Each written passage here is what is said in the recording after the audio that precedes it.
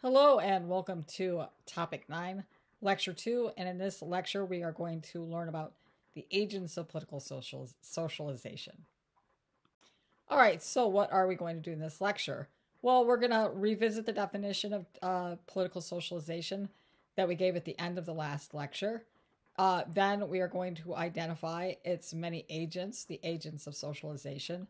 And then we're going to dig in and focus on three of the agents of socialization that are outlined in your textbook.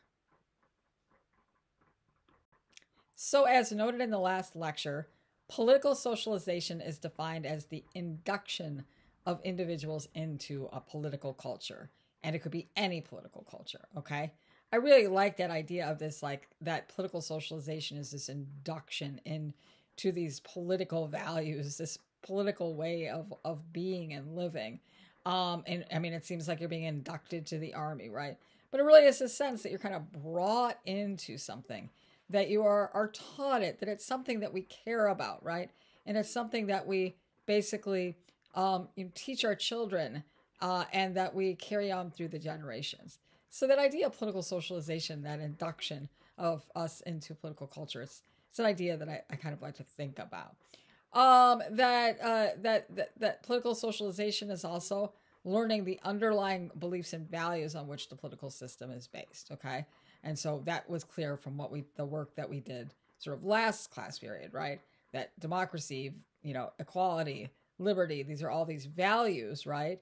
And that we were not born loving those values, but we were taught those values, okay, as a part of political socialization. Political socialization takes place through agents of socialization. I like the notion of agents kind of like wandering around, like inducting you into our political culture and values. But it's not as bureaucratic as that. It is, institutions like educations, groups like, religious affiliations, families, social networks, political parties. All of those serve as examples of agents of socialization. That they're institutions and groups that help shape an individual's basic political values and their beliefs. That we're going to focus on in the lecture on family, social networks, and membership in social groups such as gender, race, and ethnicity. But your textbook also talks about education, party affiliation, and religion. And like I said, the textbook said this isn't an exhaustive list. So when you're working on the extra credit project, and I'm asking you to identify two agents of socialization, you could derive something from this list, right? But you could come up with another agent of socialization if that works for you. So for this extra credit opportunity, it's a writing assignment, and obviously you'll turn it in on Canvas. And that what I want you to do is I first want you to pick two agents of political socialization that have been most significant in shaping your political beliefs and values, okay? And so it could be from that list, somebody that had an influence on you in education, your family, friends, perhaps your party affiliation, whatever it might be, right? And so you can pick something from that list, or if there's something else you would like to add, include that's an agent of political socialization that's not on that list, go for it. Okay, as long as it is considered an agent of political socialization. So pick two, and I want them to be distinct. So don't pick like your mom and your dad, right? Or even your mom and your sister. Okay, if you pick a family member, and then pick somebody else. Okay, so try to get a little variety in terms of your selections. And then for each of the two agents, for each one, I want you to describe specifically how this agent shaped your political values and beliefs. Okay, like how did this agent socialize you? Okay, now if you don't feel comfortable telling me the details of your political beliefs and values, totally cool. Okay, but try to give me enough information so that I understand the impact that the agent has had on your political socialization. Submit the assignment by the due date, and you can earn up to 10 extra credit points. Plus, it's a super fun assignment. All right, so the first agent of political socialization I want to talk about is the family, okay? Because the family, no matter how you cut it, usually the family has sort of the biggest impact on your overall socialization and your political socialization as well. And so, you might not have paid attention to it when you were a kid, but you would get subtle and sometimes not so subtle political messages from your family, right? Communicating political values to you, whether that be democracy, equality, liberty, or whether it could be like ideological values, okay, political ideology. And so we get a lot of messages from our family. We might get messages about the importance of voting or the non-importance of voting, trust in government, or just thinking that government is a pile of shit. Could be that, it could be your family really didn't pay attention to politics at all. Didn't vote, didn't get involved. That in and of itself is political socialization. So the political messages we receive from our family, they can really greatly shape attitudes and values, particularly if those the messages that you receive from your family are coherent and consistent. Okay, because parents serve as a role model, so it shouldn't come as a surprise that they serve as a political socializer as well. And so you can just think about your own life. I know I think about my own life and the impact that my family and my parents had on my political values, and the way I approach politics in the United States, whether I get involved or not. And so, I mean, I think about the way my family definitely shaped my ideology. I think that, they shaped my ideology in a way because I didn't like their ideology, so I pushed back at it at times, but they also gave me the space to do that. That my parents were Democrats, so I knew from the get-go that that's the party. My first husband, his name was Dan. His parents were Republicans, so for him, his first party was Republicans. Okay, now he's more liberal than I am. And families, they shape your religion, and religious beliefs have an impact on your political beliefs oftentimes. Now, so if your parents are conservative, you're likely to be conservative. But that's not, if your parents are liberal, you're likely to be liberal. But that's not always the case. Recent research has shown that parents who insist that their child adopt their political view inadvertently influence their children to abandon the belief once they become an adult. And this is from the British Journal of Political Science. So that kind of makes sense, right? It's sort of like you think you're going to politically socialize your kid into the perfect socialist or the perfect fascist or the perfect progressive or the perfect conservative, right? But your efforts to do that can backfire, at least according to research. Okay, so this is kind of cool, some cool data from an older edition of the textbook, but as far as I know, it is still accurate. And it comes from a study that looks at the parental impact on political efficacy. Remember, earlier in the semester, we talked about political efficacy. That sense that if you have a high sense of political efficacy, it means that the elected officials listen to you, they hear their voice, they understand your concerns, that your vote makes a difference. If you have a low level of political efficacy, it's like nothing matters. Why bother? They don't listen to me, right? That you don't have a sense that your vote makes a difference, or that the people who represent you actually know who you are and care about you. And so what this study shows is that those who grow up in households that talk about politics more, they have a higher level of political efficacy. And so for those who grew up in households with political discussions in the home, 75% are registered to vote versus 57% among those who didn't have the political talks in their home. 71% trust government. 68% believe voting is important versus 33%, and 57% believe that politicians pay attention to their concerns versus 39%. And so you really see here with the magic pen, you see some of the differences here and the way that plays out. As I'm reading through this, you kind of wonder whether or not this data is sort of pre-polarization data, right? Today, things are so polarized, and that it really seems like there's maybe not a lot of conversations that are going on in households that are positive. Maybe there's just a lot of negativity about government in general. We know that efficacy is really low. But at least as these studies show that at least when you talk about politics in your household, that you have a higher sense of political efficacy, thus showing the impact that parents can have as agents of socialization. I'm sure that many of us are concerned about the impact that social networks have on our society and politics broadly. And social networks are seen as an agent of political socialization. They're regarded as an agent of political socialization because they are a platform from which information can be spread, that opinions can be promoted. You can get information about political events, campaigns, marches, rallies that are coming up. And so for many people, if one of their main points of contact is social networks, it's possible that the impact that they're getting from social networks, that really does have quite a politically socializing effect, maybe more so than their family or even their friends.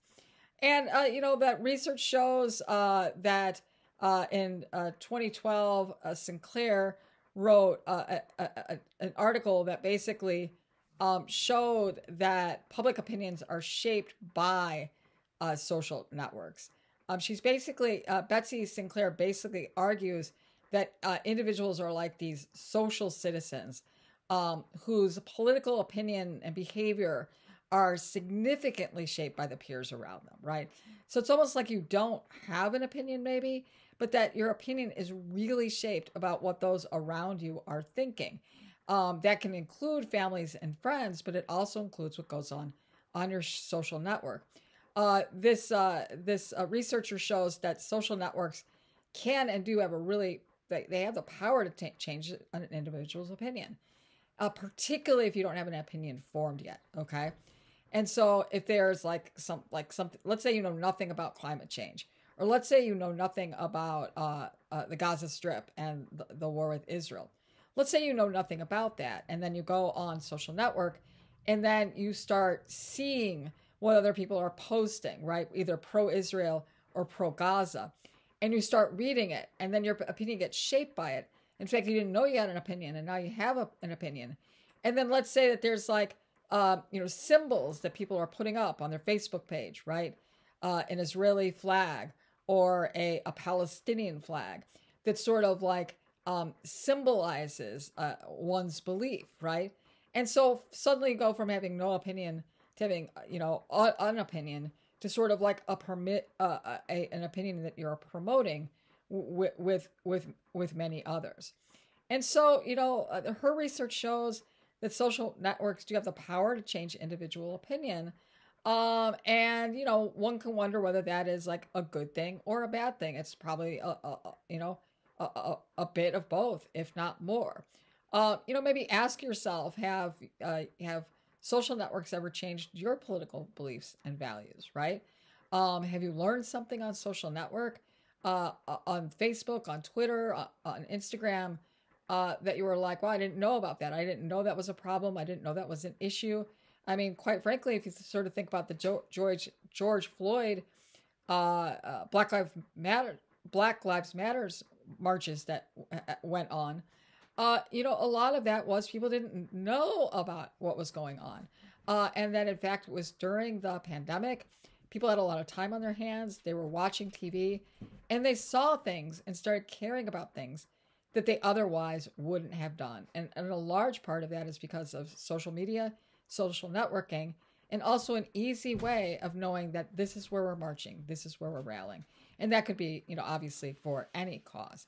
And so maybe ask yourself, have social networks shaped your political beliefs and values? If so, how? If so, has it been a positive way, a negative way, both? And is the political socialization of social networks beneficial or detrimental to democracy? We talked about this earlier in the semester when we were doing our discussion. But, obviously there are some really beneficial things about being socialized through social networks. Awareness can get raised, right? But on the flip side of that, it can be used to hurt people to foment hate and to get people to do hateful things, right? And so maybe just, when you're thinking about doing your X credit project, maybe think about the impact that social networks have had on your political socialization. Membership in social groups shape political values.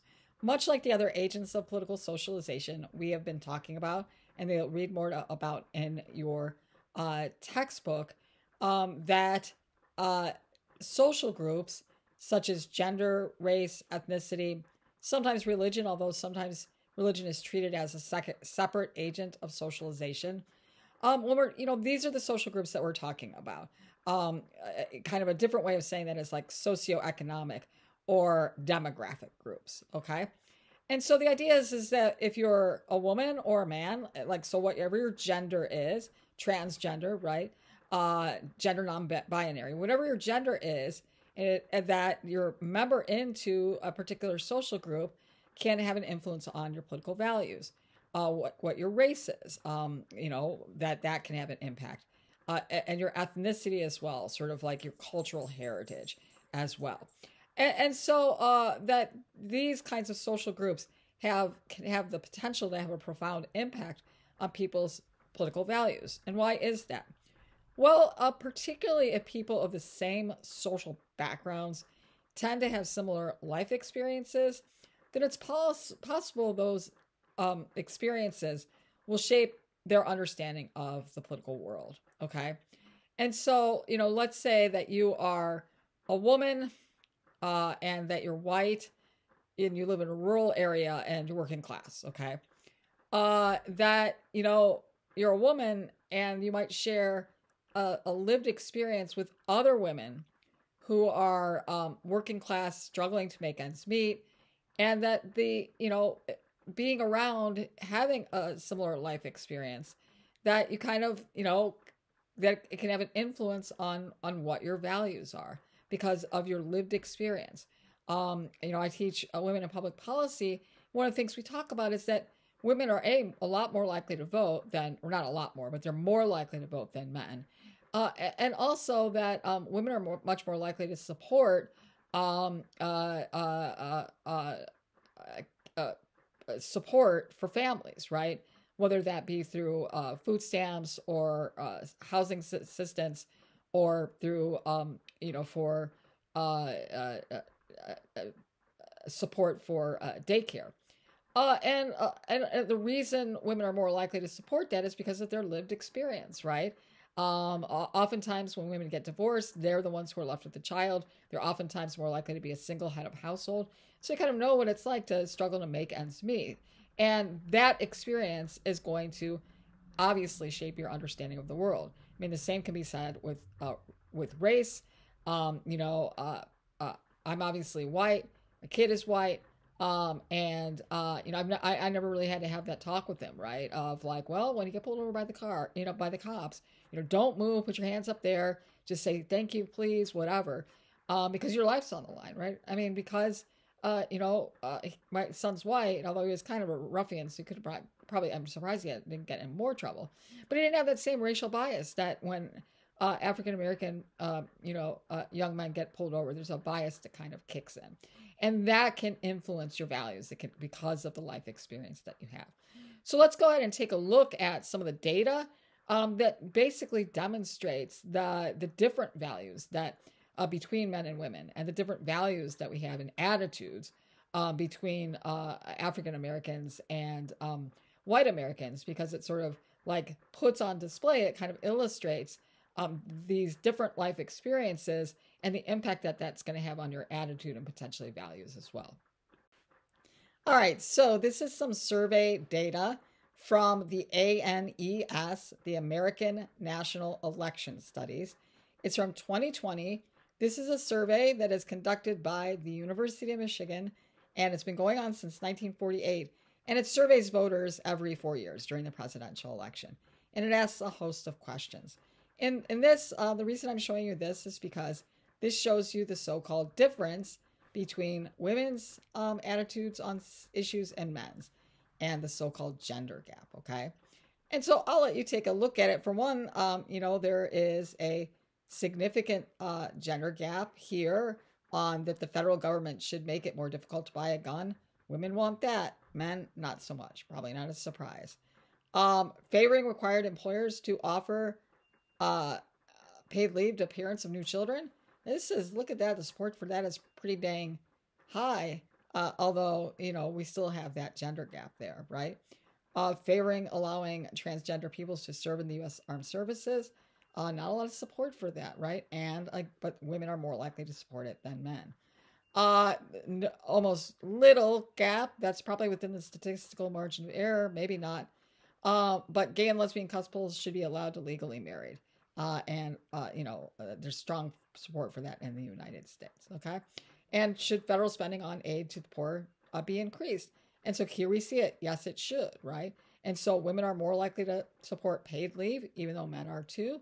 Women are more likely to support increasing aid for the poor than men. And so, that kind of indicates what we were talking about, that women's lived experience, right? It could very well be that it's shaped their values and as a result, it's shaped their attitudes, particularly as it relates to politics. All right, so this is some data from your textbook. And it's a bar graph, and that it's from a Pew Research study from 2019 about race in America. And basically what this is trying to show in terms of attitudes, is the different attitudes between Black Americans and white Americans as it relates to the issue of perception of fair treatment, okay? And so the dark green, let me put on the magic pen here. The dark green is the line that represents African Americans, and the light green is the line that represents white Americans, okay? And so basically that this is showing the percentage people saying Black people are treated less fairly than white people in each of the following scenario, okay? And so as you can see, one of the things you want to note, there wasn't a huge gender gap. There was a somewhat of a gender gap between men and women, but boy, oh boy, this is a pretty significant gap, this racial gap. This is about a 20-point gap between the attitudes of African Americans and the attitudes of white Americans. And overall, that African Americans say that Black people are treated less fairly than white people in the criminal justice system, in dealing with the police, when it comes to hiring and pay, when applying for a mortgage, in stores or restaurants, okay? And so you can really see that there's quite a different attitude in terms of perceptions about unfair treatment of African Americans. And clearly that attitude as most likely, related to one's lived experience, right? If you're African American and you go into a store and somebody's following you around, asking you if you're going to buy anything and like spying on you like you're a shoplifter, you're going to feel like you're discriminated against. White people might think, well, that ain't ever happening because it never happens to me. Yeah, dummy, it doesn't happen to you because you're not Black, right?